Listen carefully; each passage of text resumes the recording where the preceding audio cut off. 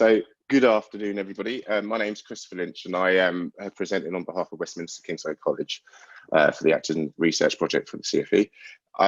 My partner in crime is Angela Christie. Today she's not going to be with us just simply because she's away on maternity leave, which is amazing. So I'll be presenting today on my own. Okay. So first and foremost, the who and the where. So we're based in King's Cross, but we are across four. I've got three there, I do apologise, but we're actually across four different places. The one that's missing off there is actually Regent Street. And then we've got Soho and Victoria.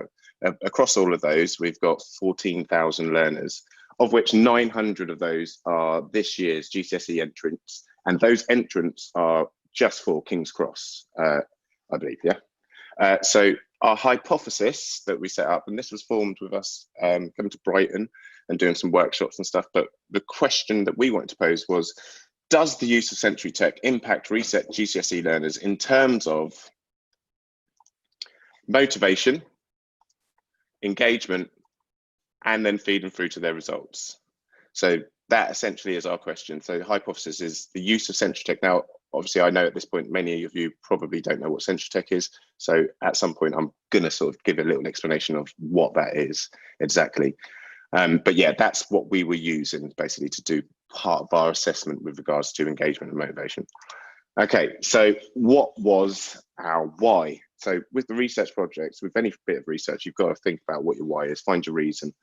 And for us, that kind of stemmed from our desire to engage the learners, because it was felt by all, and this is not just like by the researchers, this is the whole department, the maths department. We feel that our results are not really reflective of our learners' ability. It's more reflective of their motivation and engagement, which for us as teachers leaves us hope, doesn't it, really? Because it's not down to their ability, it's down to maybe our approach, their approach, lots of different things that can be changed. So that was our entry point, basically, believing that actually we can raise achievement via motivation and engagement.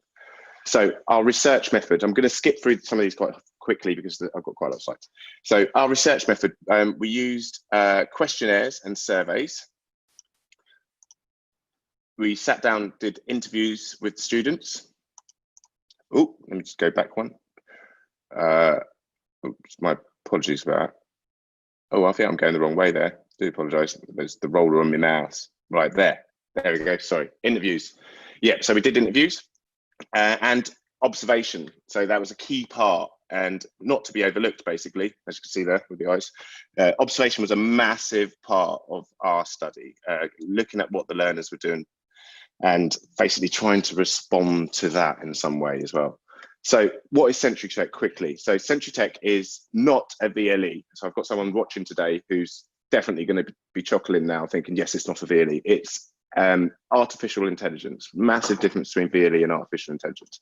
So what our artificial intelligence allows our learners to do is it maps individual paths. Now, later on, I will discuss how that actually becomes a bit of a problem, because if we set up a task for our learners, but through the AI, it takes them down different strands, it then makes it a little bit difficult for us to draw comparisons, if that makes sense.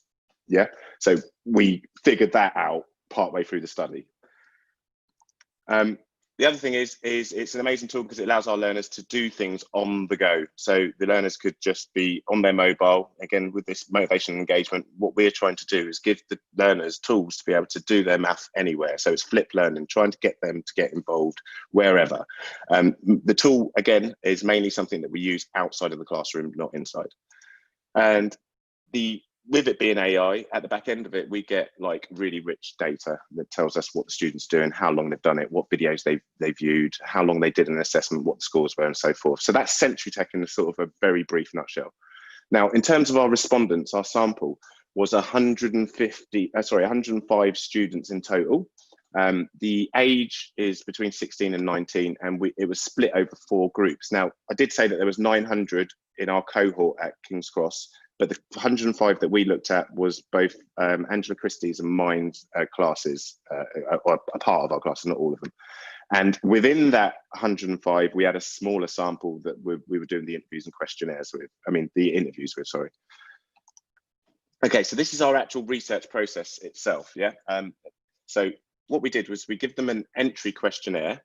All learners across the board for doing Century Tech got the initial questionnaire, but then we had some specific questions for our task as well. So they got this entry questionnaire, which was basically gauging motivation and making sure that they could access the system. Then we'd, as teachers, set up tasks on Century Tech. That's here. I don't know if you can see my mouse just going around here. Yep, so we set up a task on Century Tech, and we would reinforce those tasks via Edmodo. And Edmodo was just the tool that we used to nudge them, because unfortunately within Century Tech, what we can't do is send them messages. So we utilize Edmodo to send messages, which then prompts them to get them into the system. And that's a really good tool. Inside the lesson would be obviously based on the topic that we set in Century Tech. I'll go through the topics in a moment. And that lesson would basically, we'd look at the data from Century Tech and it would inform some of our practices within the class. And then we would do an exit questionnaire as well. And then the process was reiterated. Now, the reiteration, the cycle, we never got through all of our cycles, but we did get through all of our topics. So we got through the first round. Now, so what we found.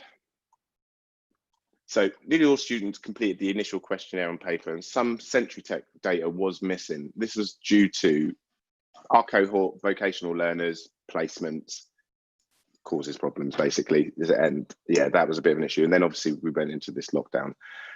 Some of the in-class assessments that we did, unfortunately, are missing because they're at work. So we were unable to correlate the Century Tech data with the assessments in class. But then, as I said, we then realized anyway that this Century Tech data and the stuff that we were doing in class, there was a bit of a disconnect between the two because they were doing these separate paths anyway. So then you couldn't really draw these strong conclusions that we thought we were going to be able to do. So 76.95% completed one task. So I don't know where that part of a student or whatever it was, and 33% completed two tasks and 15% completed all three tasks. So what that says is that the bottom bit, I would take you through what the three tasks look like, but basically essentially we got 15% of that 105 through all three tasks essentially, and this is what the tasks look like. So I just need to move this a second. So we had shape and angles. Now when we did this, now when I'm showing you this isn't what we did in class, this was on Century Tech, yeah, the actual AI bit of software. So the students were not particularly knowledgeable of the angles topic, but Century Tech did prime them and they accessed all the resources and scored pretty high on Century Tech. With regards to compound measures, we found that there was a drop. Now, part of that drop could be due to the fact that we felt that students done so well on the first topic that we sort of missed some of the layers of scaffolding. And then that maybe fed back through to the way they interacted with it. So maybe it was a little bit harder. And then when we came back into the classroom, we picked up on that. And then finally, we did Pythagoras. Now there was a massive drop off on here because this was the last cycle. And so we only got 23% of the learners through onto this particular cycle. And in class, we noticed that there was a massive drop in terms of their understanding, albeit many of the students had seen it before, but because they just turned up to class pretty cold, we could see the difference between the other two topics where they were a lot warmer than this topic. So we could see that the Century Tech was priming them. Okay, so this is analysis of some of the qualitative data. So I'm just going to read this for you. So regardless of the statistical correlation between Century Tech engagement and the topic performance, learners did report that the flexibility the system allowed them made them feel that the software supported their work-life balance, which was amazing, really. I'll show you some of the comments, but I work part-time and I have a lot of college work from my main course. Time is a real issue. So, students, they've got a lot on, and it's being able to work with that and trying to keep them motivated and engaged. So here you can see that this student benefited from being able to pick and choose the times when they were going to do this work. It's handy having it on your phone, another student. So this might have been a student that could possibly do some of the work on their commute into college. I liked being able to do homework in bits rather than all in one time. again, being able to sort of compartmentalize what they were doing and having that autonomy and a bit of control. So we could see that that really helped. And it did feed into the lessons, because these learners, I couldn't say with any great detail who that is in particular, but what we did notice when they were coming in the classroom, it was altering the way they were behaving. They seemed a little bit keener, like they knew stuff, and were we going to be doing certain bits? They were asking questions. So analysis and further analysis in terms of the interview data. So the learners generally enjoyed using the software regardless of their feelings towards mathematics. So these are some of the themes that we were kind of looking at. Can we use SentryStack instead of coming to your class, Chris? That was what one of the rude learners said. Yeah. And once my login problems were sorted, I used it a lot. It was good. The login problems were fixed easily. So that was a common thing, logins. Yeah, but we did come up with strategies. Again, Edmodo supported that. So as long as we made sure that all our students could get Edmodo, then we could keep pumping information through to them just to remind them to go back and have a look at things all the time, just positively reinforcing getting them onto SentryTech, basically. Okay, so the videos were useful. So not only were the videos useful, but so were the slides that they used as well. Students reported that all of that really did help. So this is the last bit in terms of analysis, in terms of the interview data. So where does the motivation to pass mathematics come from? So I'm really motivated to pass GCSE mathematics, and this is one of those ones because of external motivations, basically, university. Yeah. This one, passing will open many opportunities. Again, another external. And this one, I don't know if you can see the caps. This one starts shouting at us. I just want to move on from it and be done with it. Yeah, I get it. But again, so, you know, it's working, understanding that our learners do want to pass, but we've got to motivate them to get them engaged, and it's about how we do that. And SentryTech, we was finding, was having an impact. But so, okay, come to our conclusion. So what we found was trying to reach a conclusion, raise more questions. So, and, you know, we wanted to sew it up, but that didn't happen. So it just raised more questions basically than it did actually answer things, which is good. But it's not a negative at all, because it gives us more to go and inquire about. Part of the reason it raised more questions, again, that thing about the data and the AI allowing them to go down different paths, and then us trying to bring that form to some sort of calculation to then try get some sort of percentages, just wasn't working. It wasn't working, and we needed to accept that. But what did work was the rich information that we were able to share with the learners, talking, the discussions, that did work. The interviews, that worked. Getting a better understanding of what the learners' needs were and how they felt about this flip learning technique that we were trying to utilize, or we're not trying, we did utilize, that worked. So for us, it became a thing about how do we hold on to this richness going forward? How do we keep that and then somehow sew that into, discuss with the learners to draw out more of that stuff, making part of the dialogue, and then feed that back into the way we deliver, yeah? So for us, one of the best things that we got out of this was the dialogue with the learners, and because it made them part of the conversation, which was awesome. So thus far, Westminster Kingsway's collaborative journey, what we believe it's done is it's altered the dialogue between us and the learners. We're communicating differently, yeah? So it's definitely altered the way in which we communicate with our learners. One of the reasons that is, as I pointed out earlier, was because they were now coming to the classroom, not all learners, I'm not going to say, you know, we had droves of learners at the door with their hands up asking questions, but we did notice that there was a new thing going on. They were coming to the door and they were having conversations, walking into the room and asking us whether certain things were going on, and we were able to talk back. So it was like this new dialogue happening, which was awesome.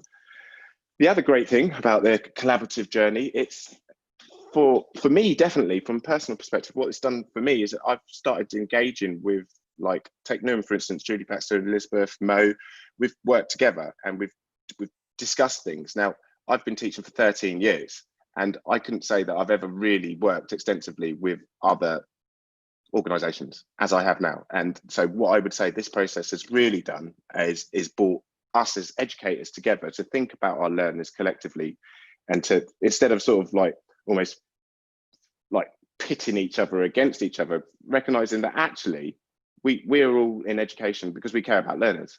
So if something's happening over there that's really good, can we get some of that over here? And if we're doing some practices over here that you enjoy, yeah, why sure, have some. So for me, that was awesome, just the collaborative approach. And then what that also done, and it's like, because we've been doing this for about close to 9-10 months, is with the mastery. I know this isn't about the mastery so much, but with the mastery, what it done was within our department, it got us thinking differently. Yeah, we started working with what I can only really call intent. Yeah, we started doing things on purpose, deliberately, trying to make it happen. And so that's one of the other awesome things that I would say that this whole collaborative process has brought to us as a organisation. That would be WKC. And some considerations for the future in terms of action research. So one of the considerations, if we're going to draw back to our study and the framework that we were trying to do, is we need to keep a better grip on our learners, and like be able to track them better. Yeah, because through the tracking, that's when we're going to be able to assess what it is that we need to change. But because we were losing them here and there, it was very difficult to hold on to a learner and map that journey. Secondly, we need to be more robust with our assessment techniques. So finding rigorous ways to assess, yes, that word, rigor, but also finding flexible ways that you can do this as well, that aren't so rigid. Learners don't always feel like that. It's an assessment that's actually happening. So more robust ways of doing it. And this is because of engagement and motivation. It's not easy to measure, is it? Do you see what I mean? So, and obviously one of the ways to measure it is just through this output of results, but that's not all the only thing that you can measure in terms of engagement and motivation. Okay, and again, breaking sort of the hierarchy in terms of discussion, not only with managers, not only with my peers, but also with the learners, being able to sit down at a table face to face, and it's no longer this hierarchical thing. It's actually just discussing, what do you need? What can I do? That type of discussion. Now, I believe that that is going to have a massive impact on engagement for us going forward if we can incorporate that. And then finally, it's about finding better indicators to be able to measure engagement. And one of the things that we definitely missed off was having other teachers come into the room and observe us. And I feel like if we were to do that, use the observational process a little bit more, get other lecturers in to come and observe what we're doing, priming them with what it is that we're looking for and seeing if they can see it too. And yeah, that's kind of it. Cheers.